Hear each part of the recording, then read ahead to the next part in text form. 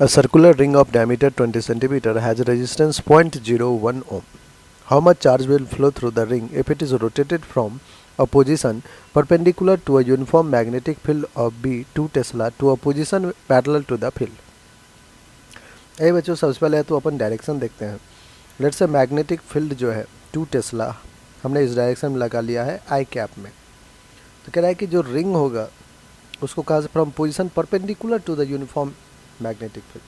Let's say initially जो ring है वो कुछ ऐसे है. इसका एरिया वेक्टर जो है वो परपेंडिकुलर अपवार्ड अपन लेते हैं.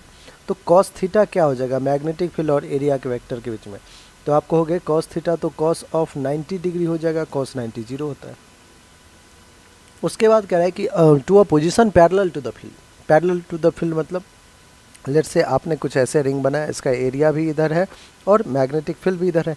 इस केस में कॉस जीरो क्या हो जाएगा 1, क्योंकि बी और ए के बीच में जो वैल्यू आएगा जो थीटा आएगा वो जीरो आएगा पैरेलल के केस में. तो कॉस जीरो विल बी 1. ठीक है, ये कहानी समझना था. अब भाई अपन फ्लक्स फाई क्या होता है B vector dot A vector.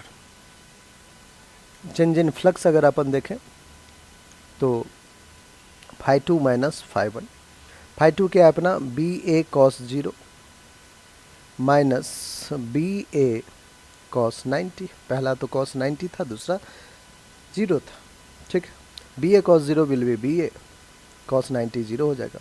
तो चेंज इन फ्लक्स अपने पास है B into A. E M F induced parallel law से लिख सकते हैं अपन डेल्टा फाइव है delta T, that is B A upon time T induced E M F. अगर हम करंट आई लिखे तो आई क्या हो जाता है induced E M F upon resistance. Induced E M F क्या है B A upon time T into resistance R. बच्चों हमें पूछा चार्ज है, पूछा क्या है कि how much charge will flow. तो करंट आई को क्या मैं charge Q upon time T लिख दूँ. करंट आई है क्या है B into A upon T into R. T क्या था बच्चों टाइम था, टाइम ने टाइम कैंसिल किया. जो चार्ज क्यू है हमारे पास वो है बी ए अपॉन आर. अब देखिए बी कितना है 2 टेस्ला. एरिया हम पाई आर स्क्वायर से फाइंड करेंगे, सर्कुलर है तो 2 into area pi r square. अब रेडियस क्या हो जाएगा तो डायमीटर 10 है 20 सेंटीमीटर है तो रेडियस 10 हो जाएगा. 10 सेंटीमीटर है तो 10 अपॉन 100 हो गया. B into A upon resistance R कितना है बच्चों आर गिवन है हमारे पास 0.01 ओम.